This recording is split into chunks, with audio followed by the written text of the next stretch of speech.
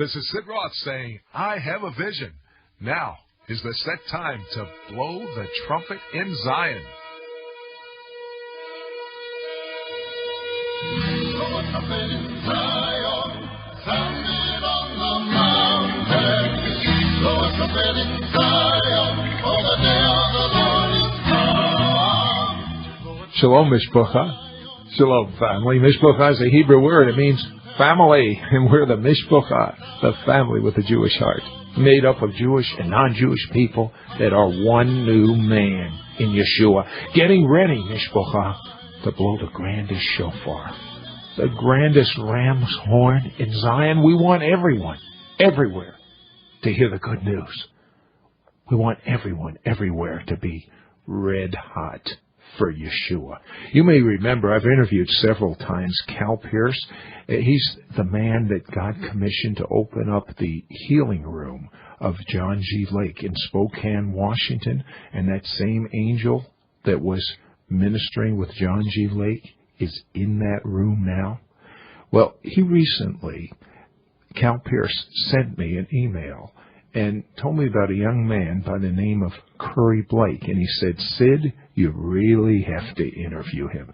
This man has prayed for dead people that have come back to life, for people with AIDS that have been set free. And, I mean, he is so militant in his prayer that he does not settle for anyone not manifesting a healing. And he's very radical. And I started talking to Curry Blake on the telephone, and I found out that he came into possession of John G. Lake's teaching that had never been published previously, and actually his instructions for his training program. You see, John G. Lake had a healing room in Spokane, Washington in the first quarter of the 20th century. And Spokane, Washington actually got an award for being the healthiest city in the United States. A hospital literally closed down because so many people were being healed. And the way John G. Lake equipped the people that prayed for the sick was like a training manual. And this is now in Curry Blake's possession. And the first thing he did was he read it, and he digested, and he started doing what John G. Lake said to do. And there were many nuances, many differences between what John G. Lake said to do, where he got these wonderful results. I mean, they did not dismiss someone from their healing room unless they were healed. They told their healing practitioners, that's what they called them, you stay with this person until they're healed.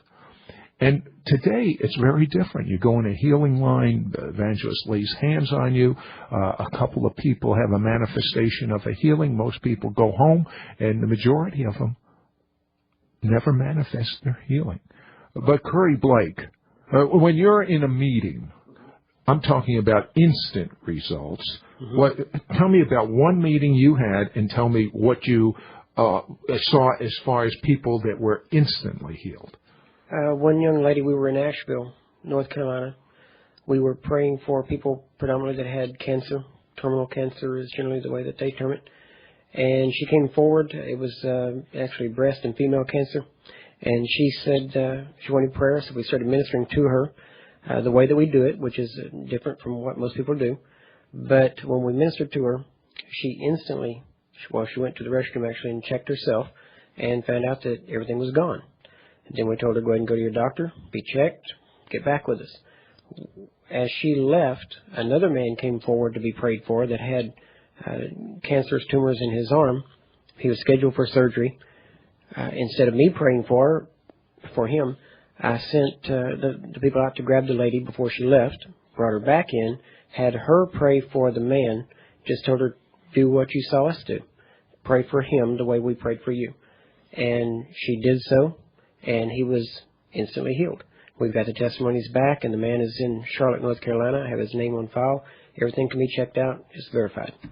But let's take that particular meeting. How many people in that meeting said they had a manifestation of healing? Instantly, everyone said that they felt the things that they could feel. Every one of them that were there felt the healing.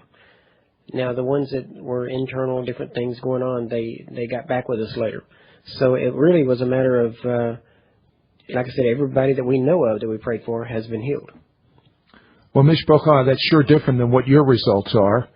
And maybe John G. Lake knew something that the current generation does not understand. And, Curry, let's find out a little bit about you. I understand the devil tried to take your life when you were just 17 months old. Tell me about that. I was 17 months old at a family reunion. My father didn't see me. I had to go to the store and backed out over me with a car. I was playing in the driveway. Oh. It ripped my right ear completely off my scalp, ripped the scalp from the right ear across to the left ear, pulled the scalp down like a mask across down to my eye level. It took the doctors roughly 6.5 hours and 172 stitches to put me back together. But your mother was a praying woman. What was the prognosis for you? When they first got there, they said, buy a casket and a plot of ground because I was going to die. There was no way around it. My mom went to praying. They went in to do surgery. After about an hour, they came back out and said, well, he may live, but if he does, he'll be a vegetable. That was their words. They went back in. My mom went back to praying. And she dedicated me to God and said, God is yours. I'll raise him and train him for you if you'll let him live and if you'll heal him. They came back out shortly after and said, we can't find any signs of brain damage yet, but even if there is no brain damage, he will never have any hearing in his right ear, and he will have no hair. So they went back in to do some more surgery. My mom went back to praying. Today I sit here with a full head of hair, perfect hearing, and at least average IQ, though some of my family may disagree with. I can verify that, Mishpocha. But in 1981, after you were married and you had your first daughter, tragedy hit. Yes. My first daughter was born with a hemangioma tumor, which made her tongue about the size of my fist. She could hardly keep it into her mouth, and wherever we went, people would stare. They even built a little thing to go across her mouth so that people couldn't see it. It was very horrible, but we were getting advances in healing. She was being healed. It was a process. It was gradual, which I don't like, but nevertheless, it was what was going on. What do you mean you don't like it? I mean, as long as someone's healed. Well, that's true, but sometimes in the long fight, you get tired. And that's whenever, if you don't have instant healings or near instant healings, people get tired. And so when they get tired and they give up, a lot of times that's when the devil comes in to really try to end it right then. And that's what happens to a lot of people. With Erica, our first daughter, she actually died of pneumonia, and she passed away on Friday the 13th, and we buried her on Valentine's Day in February 14th, 1981. After she died, you called a number of prominent healing evangelists. What happened? They were all busy. They were all in conference, or I couldn't reach them. I could not get to them. I couldn't get through the secretary. Most of the times the secretaries would tell me that my daughter was better off where she was, that it may not be God's will to bring her back, because I wouldn't pray. I was praying for someone to raise her up. I had good teaching that God would raise the dead, and I thought now was the perfect time for it to come to pass. But all the people that were preaching it, nobody was producing it, and I couldn't get through to any of them. To be honest with you, I got kind of upset about it, and I made a vow to God at that moment that though there was no man for me at that time, that I would become that man for someone else. And today, we've ministered to literally thousands of people, and I've been able to hand a child back to the parents and say, here's your child, and see what God has done. A child that was definitely going to die had lymphatic leukemia, 4 years old, and God instantly healed her. And to me, not only was that a victory for the parents, but it was my stab at Satan. So you made that determination at that point when your daughter died. Yes. Then your second daughter died. Yes, sir. She fell from a second-story window onto concrete pavement.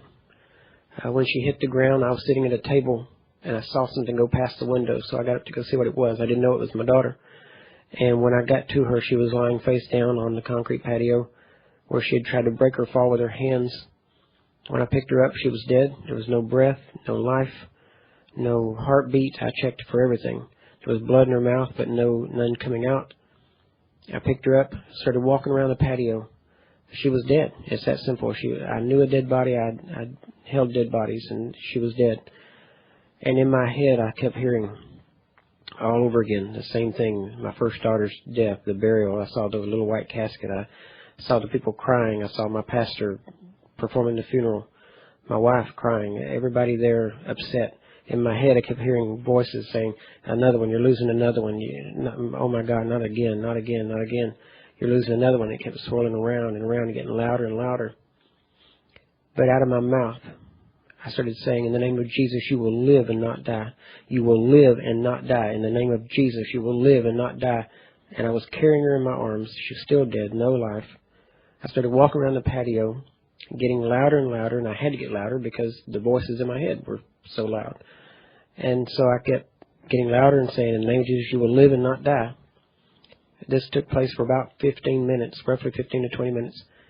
Then I took her inside the house, still no life, sat her down on the floor up against the wall in the kitchen, knelt down in front of her, started pointing my finger at her chest and saying, in the name of Jesus, you will live and not die. And at that time, my wife and my other two children came downstairs. My wife saw what had happened, started to panic. I turned to her and I said, shut up. If you can't believe, leave. She instantly got quiet. I turned back to my daughter. You knew this was a life or death situation, and of course she was already dead. That's right. Yeah, there was no backing off. There was no need to go to the doctor. She was already dead. There's nothing they can do. And so I went back to just pointing my finger at her and saying, in the name of Jesus, you will live and not die. And after approximately another 10 to 12 minutes, all of a sudden it was like someone punched her in the stomach. She didn't breathe in first. She just exhaled and spewed blood all over my shirt.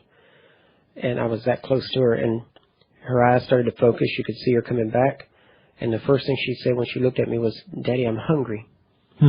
Well, later on, we realized, too, that that's what happened whenever Jesus raised the dead. He always told them to feed them, give them something to eat. So how long was she dead? Approximately 30 minutes. That must have done something for your faith. But also, I can see where, after losing one daughter, it must have been a fight to take that stand. To be honest with you, right at that time, matter of fact, when she fell out the window, I was sitting at the kitchen table studying the Bible. And at that time, there was really no question. There was no backing off. There was there was no other way. Curry, we're out of time. In the early 1900s, John G. Lake had over 100,000 verified healing miracles in Spokane, Washington. As a result, Spokane was declared the healthiest city in the United States.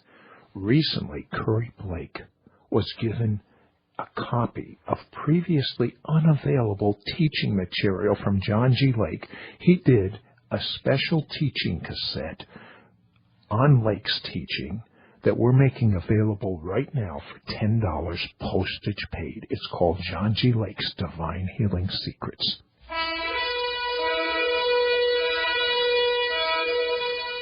If you would like to receive a complimentary copy of our bi-monthly teaching newsletter, cassette catalog, or information about becoming Mishpocha, write to me, Sid Roth, Post Office Box 1918, Brunswick, Georgia, 31521. Or call our order-only line, 1-800-548-1918. To place a credit card order, call anytime, 1-800-548-1918. For all other calls, the number is 912-265-2500. That's 912-265-2500.